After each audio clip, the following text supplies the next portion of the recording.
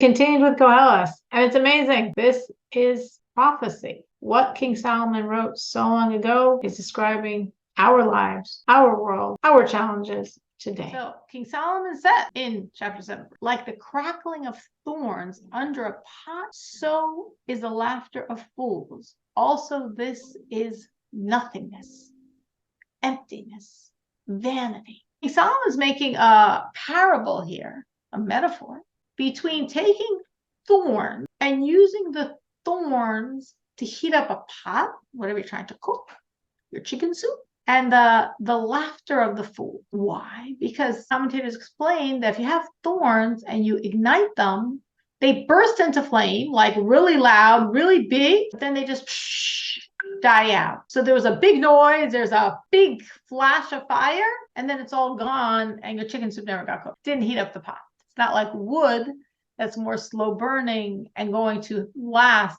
and going to cook your food or heat your pot or boil your water. The thorns make a lot of noise, but then do nothing. Or as some explain, they blacken the pot. They don't heat it, they blacken it. So from either perspective, and I'm sure they're both true, the thorns aren't helping us. They're making noise. They're being big bang and then gone. And so too is this laughter of the fools, the burning of the thorns, the laughing of the fools. They're all nothing us. They're not helping us. They're all meaningless. They make a lot of noise. They draw a lot of attention, and then they're nothing. It just fizzles out, which of course is symbolic of a lot of things in the world, including our world today, 21st century America. King Solomon wrote this a long time ago in a different continent, a completely different world. But of course, some things never change. So in our world as well, there's a lot of things that make a lot of noise, or even like how we should, I don't know, what's in, what's trending, how we should dress, what we should be interested in, what movies we should know about, what's happening in the world, what current events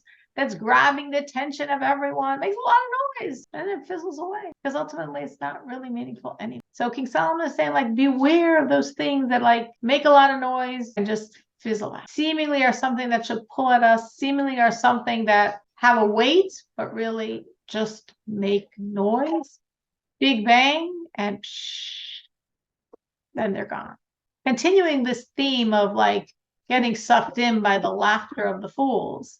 The fools, these empty people that make a lot of noise. We're having so much fun. Come join the meaningless party. Like this lot of noise that has no substance. So King Solomon continues and says in the next verse, for oppression makes the wise foolish. And the second phrase here is like explained two ways. I'll just translate according to one. They'll explain both ways. And it makes lost the heart that was given as a gift. So what does this mean? The saying is, we're saying beware of the fools and their laughter and their noise and their flashy things and what's trending and what you must pay attention to and what you must know from the fools and all their noise.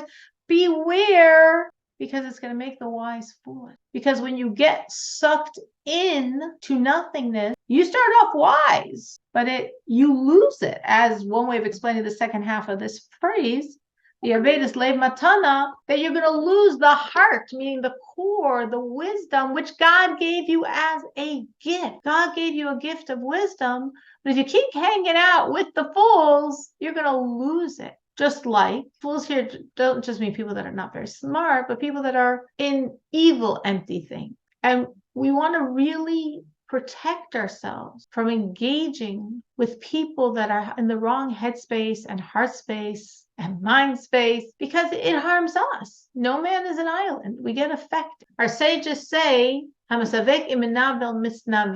means when you fight with someone who's dirty, you get dirty. So let's say someone's slinging mud at you, and then you start throwing some back. Well, it just gets you entangled in their mud. So when something is going around that's dirty, that's wrong, that's empty, that's meaningless, that's noisy, that's evil, just rise above, disengage. Don't get sucked into it, even like to defend yourself and to protest your innocence. And like, I know for myself, when someone accuses me of something, hey, I need to defend myself, not even to throw mud at them, just to defend myself. But already it's like, it's getting sucked in, you're getting engaged.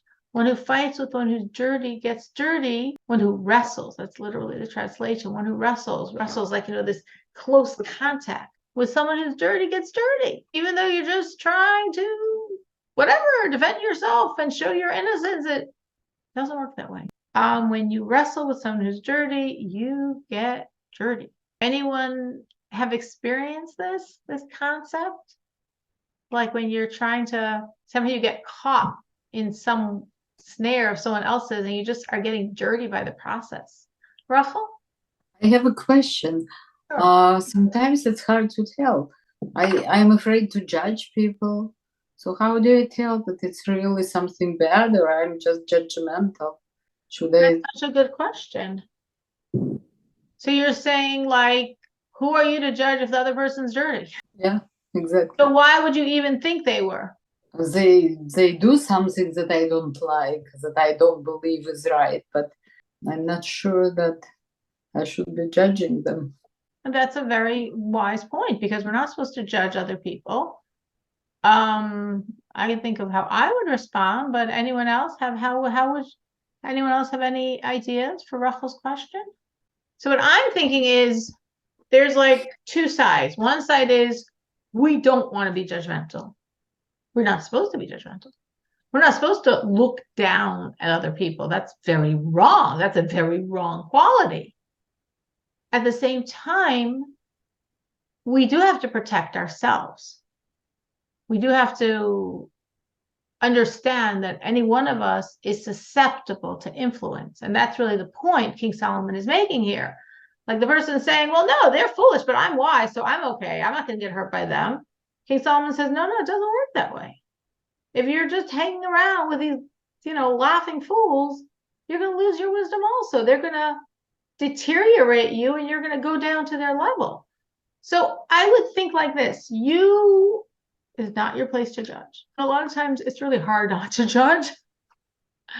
But we always have to remember that's not my place to judge. It's not my place to judge. We can create so many fabulous stories. We can spin so many stories to vindicate people, and we're supposed to do that. But at the same time, if we're not sure, if something doesn't seem so right to us or so pleasant, or if when I'm with this person, the conversation always seems to be going in not nice directions, or talking about other people, or bashing this or bashing that all the time, or whatever it is, I could say, they're probably holy and wonderful and perfect. But for me, I don't know if it's such a good idea now. So I should withdraw myself from this company, from this conversation, from these invitations. But at the same time, I feel, I'm not judging them because I don't know their story. They could be far better than I am. But just what they're talking about for me is no good. Or what they're doing for me isn't something I do. But in many other ways, they could be far better than me. We're told, and it's a very good point Rachel's making, of course, that we can never judge anyone. Because, of course, we don't know their space, which means we don't know their background. We don't know what they're contending with. We don't know what they contend with in the physical plane. We don't know what they contend with in the spiritual plane. We all have different forces inside of us that are trying to get us to sin, different levels of an evil inclination. Some people's are like a commercial oven, so fiery.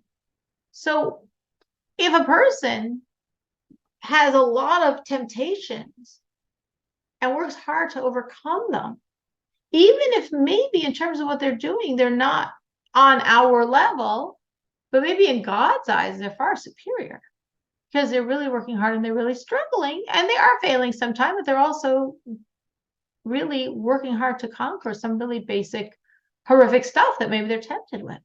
So therefore, we could at the same time, we could have the headspace of this person, how do I know how great they are? Like they could be far beyond me and giving God far more pleasure than I am, because I don't really know what they're doing. And I definitely don't know what they struggle with and how hard they're struggling. And how do I know the value of what they do and the value of what I do? They can be far more precious in God's eyes. At the same time, for me, this isn't a healthy environment. So you sort of have to really remind yourself that it could be they're really, really, really, really far more special than I am to God. And at the same time, it still could mean that for me, it's not good. Generally, that concept of one who fights with one who's dirty gets dirty is more if someone is attacking you. Meaning, if there is this attack, if there is this dirt being thrown at you, or if someone is sort of a more aggressive person that's emitting a lot of noxious energy. So it's not usually subtle. It's usually very obvious that this person is dirty. But there's sort of this knee-jerk response to want to defend yourself, fight back. What are you? This is the schmata, the dish rag? And then our sages say, don't go there. Rise above, ignore it, don't respond. Why? I'm right and they're wrong. Possibly. But once you respond, you get sucked into their dirt. So in that type of classic situation, it's usually pretty obvious that the person's dirty because they're usually being pretty aggressive about it. But what you're saying is true as well. Anyone else? Anyone else had experiences along these lines? Okay. So I said the end of that phrase, we could explain in two different ways. Some commentators explain it as a continuation of this theme of, again, if you hang out with the fools, you're going to lose your wisdom. So they explain the words to mean, and he will lose the heart, meaning the most precious thing you have, the wisdom, which is a present, which is God's gift to you. Or a more literal meaning is, Bade, as slave matana, and the present will cause him to lose the heart, which means basically, very simply, not connecting to the beginning of the phrase, which is about fools and wisdom and losing your wisdom if you hang it with the fools, but sort of a warning not to be enamored with gifts. As King Solomon says in another place as well, that the more we become gift needy, gift obsessed, want it, need it, hope to get it, hope people will give it to us, King Solomon warns against it and says it's not a healthy way to go. Person should not be needy and feel needy of other people and their gifts. We turn to God. We want his gifts. But we shouldn't make ourselves dependent on the gifts of man. So that was verse 7. Continuing verse 8. The end of a matter is better than the beginning. Patience is better than pride. Sounds decent in the English, and the Hebrew works even better, but you're not going to understand it. But it's a very strong Tov erech ruach migoiva ruach. So King Solomon found words that sound almost parallel, but one means patience and one means pride. The end of the matter is better than the beginning, and patience is better than pride, which obviously is flowing from the same idea. So why is the end better than the beginning? The beginning, we're all excited, it's fresh, it's new. The end, it's done. But a lot of times, and this sort of goes back to what Rachel was saying before, we don't know what something is till the end. Sometimes you could have the most significant things in your life, but you didn't realize this was so special. You didn't realize this was meaningful. You didn't know. You thought it was going to be a regular day and it was a stupendous day.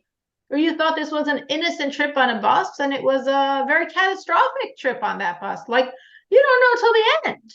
Of course, that could be true in terms of your day or your bus ride, or it could be true in terms of very big, significant things in your life. So it said, like, patience. Patience is better than pride, because if you have pride and something happens, you get all mad and all hot and all angry. And patience. Wait, hold yourself. See what happens. Look long term. A very classical example. Remember, King Solomon is writing this. So King David, his father, had a very incredible example of this. King David had a very difficult life, very, very hard life.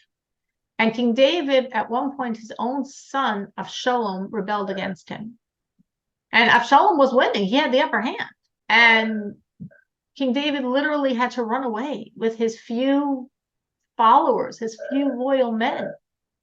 And whatever, so many tragic things happened, and you can go on and on. I don't want to talk about it. But as King David is running away with his few loyal men, and literally, they could have wiped him out then, whatever. It was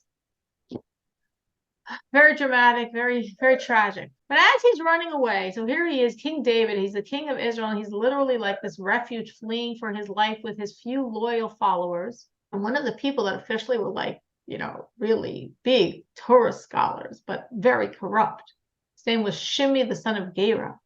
And he comes out and he sees David running like this, and he starts cursing him and starts throwing stones. It was like, salt on the wounds. And one of the men with David said, I'm going to go and kill him. He's a rebel. What he's doing is forbidden by Jewish law. According to Jewish law, he deserves death for rebelling like this against the king, cursing him and throwing stones at him. It says that David said, no. I sense something here. We're going to leave him. We're not going to kill him now. Maybe later, not now. Why? Because Shimei was destined to still have a child, and that child was the ancestor of Mordechai, Tzaddik, and the savior of the Jews many generations later. So David, instead of responding to the affront, to the insult, to this horrific, literally someone pelting him with stones and curses, says, no. I'm holding myself back. I'm not responding right away. I'm breathing. I'm looking with, of course, an eye we wouldn't have, to see really what's going to be at the end. This is the beginning, but what's at the end? Okay, from him comes Mordechai. I'm going to let him live for now, because Mordechai is going to come out from him, and he's going to be a savior that the Jews are going to need. So King Solomon is the next generation, David's son, but he's writing this really, his father embodied this idea. Don't react in the beginning. Wait to the end. Don't react with pride. Have patience. Wonderful things, of course, we know, but it's hard sometimes to do it in the heat of the moment. Anyone have any good tips of how they've gained in this area? Anyone has any ways they've seen that works for them? To not respond right away, to stop, to try to look to the future, to wait, to not just get insulted and get mad and get upset and get hurt. Well, definitely, I'm sure we've all been challenged with this one way or another. Rivka? I was told by somebody that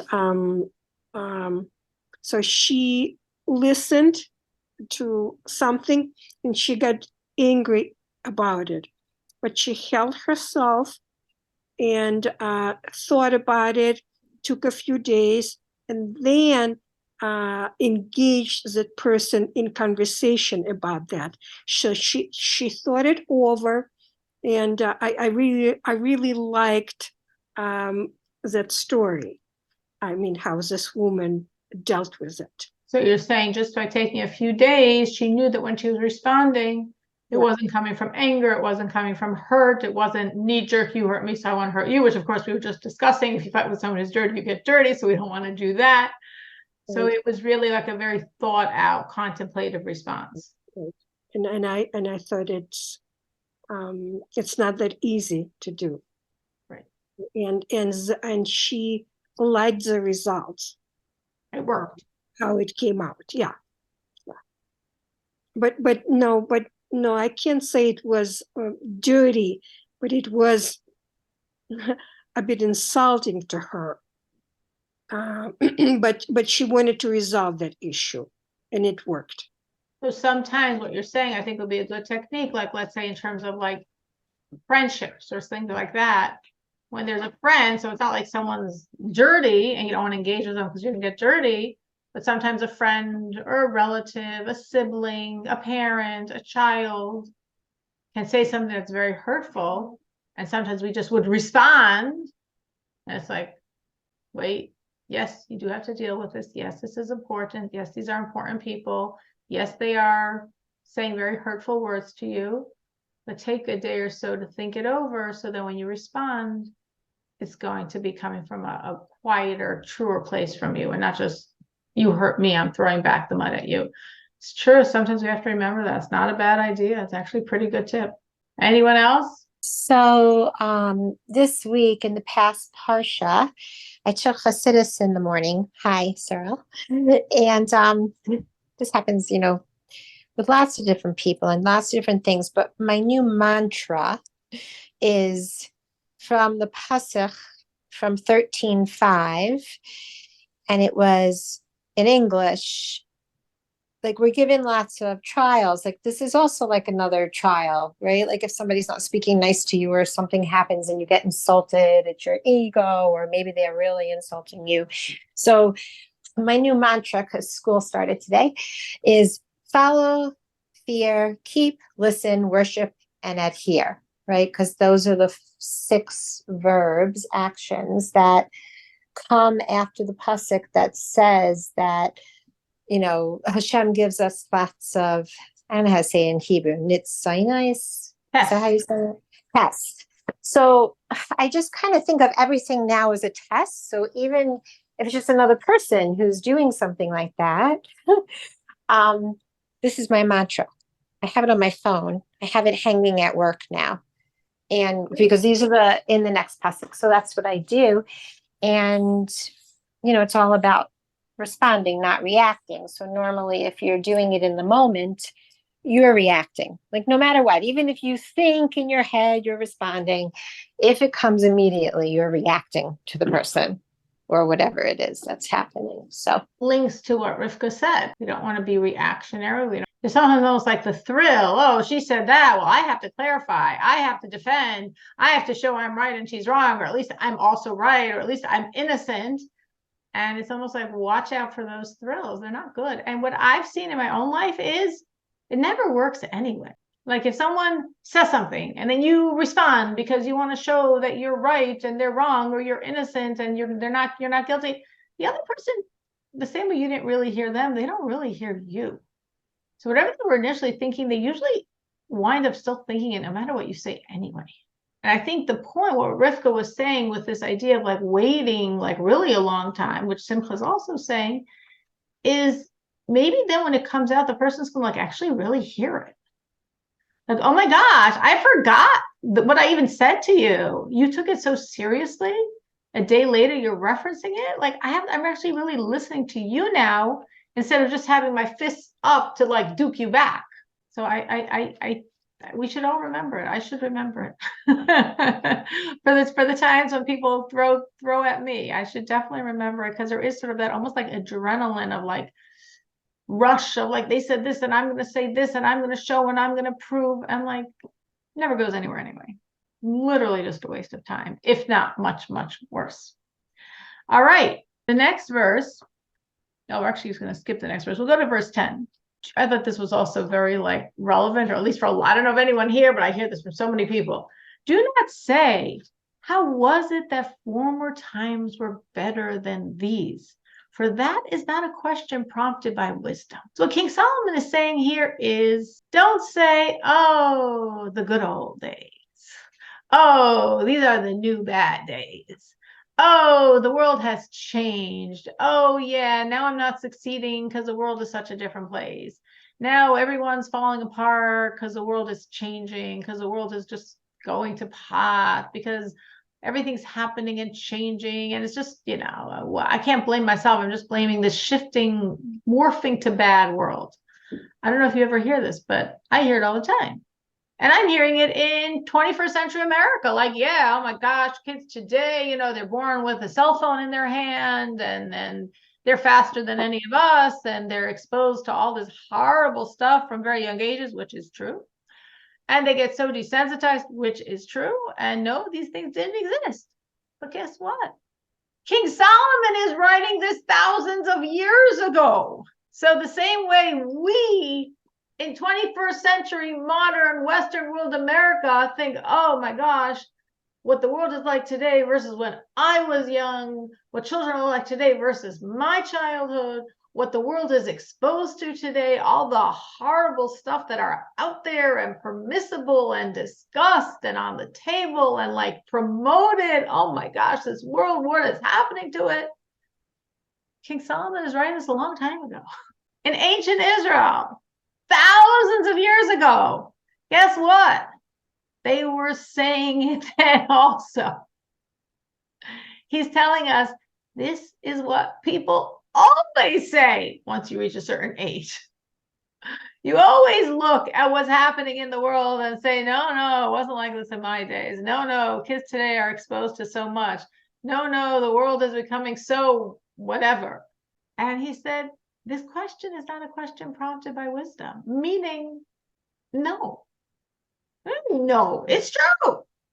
I mean, when I was a child, there were no cell phones, there were no microphones, there were no microwaves, there were no car phones, There was no internet. I mean, the world was a different place. I remember my father, when I was a child, brought home from work some type of copier machine printer. It took up like a whole room in our house, and it did almost nothing. You remember that old paper, like it was white and green lines with the holes, what computer paper used to look like?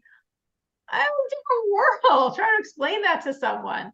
And then any person in probably sub-Saharan Africa probably can do more on their cell phone than that whole huge computer from the government that took up a room of our house could do, you know?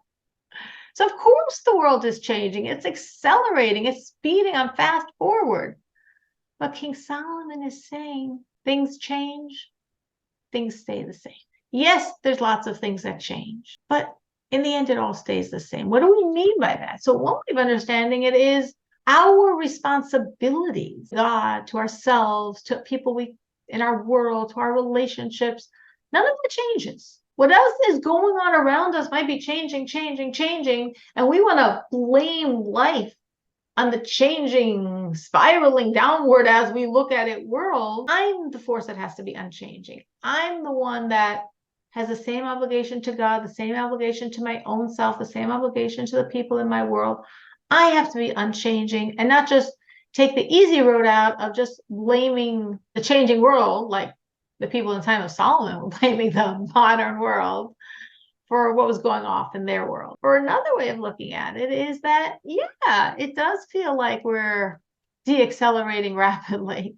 It does feel like a lot of things are really crazy nowadays that weren't around 10 years ago, let alone 20 years ago, let alone 30 years ago, let alone 40 years ago, let alone 50 years ago. But guess what? God's running the show. So if sometimes it seems like there's new powers of evil in the world, then there has to be new powers of godliness to balance it, because everything always has to stay balanced. So that's what King Solomon is saying. What are you saying? It's a foolish thing to say that.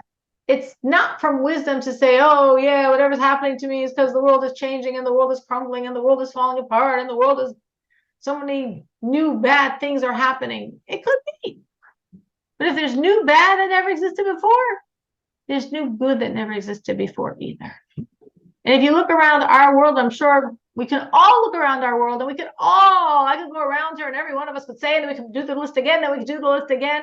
We could all come up with the craziness that's going on in our world. But guess what? King Solomon says, that's not coming from wisdom, because God's running the show. And for everything we see that's adding evil, fear, breakdown of morals and values, for everything, there's something just as strong, adding positivity, adding goodness, adding stability, adding kindness, adding security to our world. Because in the end, King Solomon's saying, nothing changes. So the struggles that I'm going through are the struggles my children go through. And I'm like, oh, if I wish there weren't these devices, I wish they weren't so cheap. I wish internet wasn't so accessible. I wish they didn't have to contend with these things when they're way too young to handle them. But there's an equal and opposite new power and goodness to balance that out. And when I was young and there was no such internet and there was no such cell phones, there also weren't some of these other powers that add so much good to our world. So when I was young and growing up and then the pulls were equal. And when my children are growing up now in a seemingly very different world, the pulls are still equal. The world changed, everything stays the same. It's a good thing to remember. If you ever start thinking about, oh my gosh, the world, remember, people in King Solomon's time were saying the same thing. Okay? It's what every generation says when they get to a certain age. So we're normal. The world is constantly changing, and the world is always staying the same. Cyril? Yes. I just it reminded me about your class. You're giving a class, and what was interesting, you said, like we were talking about the subject that it's almost like it seems that world is getting more evil, and you said that actually studies are done that it's opposite. Do you remember? Absolutely, yes. It's when we were discussing the idea that the Lubavitcher Rebbe says that now we're coming to a time of peace. And we can look and say, world peace seems like it's worse and worse and worse.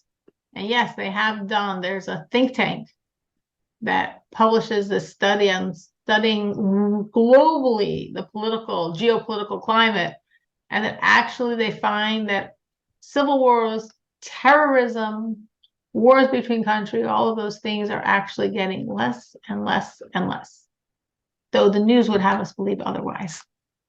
But yes, absolutely, absolutely. All right, let's go to verse 12. For to sit in the shelter of wisdom is to sit in the shelter of money. Wisdom contains everything, even that God called money. And the advantage of knowledge is that wisdom preserves the life of its possessor. So basically, what King Solomon is bringing out here, and this will be the last verse we'll do for today, I believe.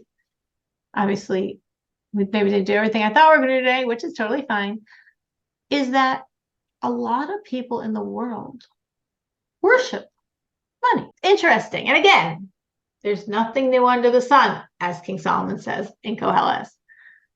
People have been worshiping money for a long time, but not from the beginning of time. In the beginning of time, people didn't worship money. People worshipped idols. So the Alter Rebbe, who lived about 300 some years ago at this point, roughly, he said that there was a time, this was between the first temple and the second temple. Towards the end of that era between the first and second temple, there was a great gathering of many, many great sages of the Jewish people, 120 great sages, called the Men of the Great Assembly. And they saw that the Jewish people were succumbing again to idolatry. And idolatry was the reason the first temple was destroyed. They said, we got to get rid of this. We can't let God's people keep succumbing to idolatry. So they prayed to God to remove the desire for idolatry. And God listened and he took it away. This is recorded in the Talmud. The Alter Rebbe, some 300-ish years ago, said, less than 300 around, said the world has to stay balanced, like we were just discussing. Remember, the more evil it seems, no, there's more godliness. It's always got to be balanced. Things are changing. Things are always the same. So the world has to be balanced. So here there was this huge lust for idolatry, and it's gone. That would create such a spiritual disbalance. It can't be. What happened? And the Alter Rebbe said, you know what happened? God took away the desire for bowing down to these graven images and doing all the other crazy stuff they were doing in front of these graven images, in front of these stones or gold or silver or jewels. But God instead took all that desiring in the heart of man to worship, to create in God, and made the new graven image money. So people used to worship idols. Now they made a new idol, the idol called money. And the Alter Rebbe added, and I don't know if it was such a good thing. I don't know if it was so wise. Obviously, the original temptation of idolatry was not good for the Jewish people and destroyed the first temple. But this newfangled idol of the past almost 2,000 plus, almost 2,500 years, also has created tremendous destruction in the world. Jealousy, power, money, much has been destroyed and lost over those idols. So King Solomon is saying, you look to the idol of money? That's what you want? That's what you're going for? Stay crouching in wisdom. Wisdom contains all, including money. Wisdom is far better, as King Solomon lived, because when he became king, God said to him, ask for me, what do you want? He was to be a king. He could have asked for money to run his country, for power, for political power. Wisdom. He was wise enough to know that the biggest gift is wisdom. So King Solomon is saying, you have wisdom, you have everything. But this idolatry of money, one way or another, affects almost everyone in the world. No one is completely impervious. Some of us are pretty impervious. And that doesn't mean people that have more money. Because the sages say if you have 200, you want 400. If you have 400, you want 800. If you have 800, you want 1,600. So if you made your first million, you feel bad you're not a billionaire yet. So it's not the more money you have, those are the people that don't worship money. No, usually the more money you have, those people very much worship money. And we can't say people that are absolutely poor and have no money, oh, those are the people that don't worship money. No, if unfortunately you have nothing, very often you might fall prey to worshiping money and thinking that God would take care of all your problems. So it's not your socioeconomic strata that's going to determine if you worship money or not. It's you. It's you. It's not if you have a lot, you don't worship it, or you do, or if you have very little, you don't worship it, or you do. It's you. It's each one of us. And each one of us sometimes has to look at ourselves and say, wait, again, nothing new is under the sun. King Solomon was saying this a long time ago, thousands of years ago. What did they have? They couldn't buy a yacht in those days. They couldn't get granite countertops in those days. They couldn't take a trip to Europe or Mexico in those days. They weren't buying the latest whatever in those days. What did they do with money anyway? What did it get them? But again, nothing new under the sun. They also had their challenges, though ours are very, very intensified in that, especially in our times. So it's just a thought piece that King Solomon's really raising here. Like, don't go for money, go for wisdom. Don't value money, value wisdom. It's what's poor and rich. To be poor and rich is how much you serve God. Someone who leaves this world poor because they weren't able to properly serve God, that's a tragedy. Someone who leaves this world rich, laden with service of God, okay, we still suffer a loss. It's hard for us, but they're leaving the world rich. But what the world calls rich or poor, that's not very relevant ultimately. So no simple answers, but just interesting again, whatever we're challenged with, people have always been challenged with. And just sort of recognizing the idolatry of it. Is it for need? Is it worship? Am I determining life choices because of it? Am I making different life choices because of it? And remembering that King Solomon said, go for wisdom. Don't go for money.